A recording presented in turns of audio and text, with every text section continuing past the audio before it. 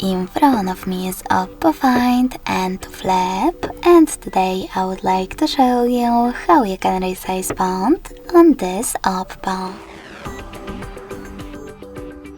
You need to begin by opening Settings.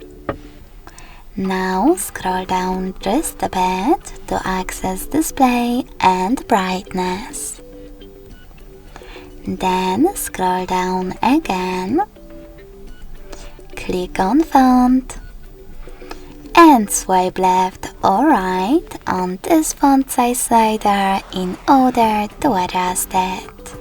You can see a preview above.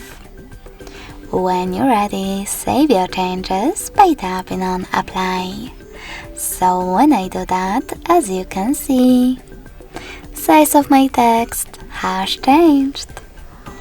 Thanks so much for watching. If you enjoyed this video, smash that like button, comment and subscribe. Bye!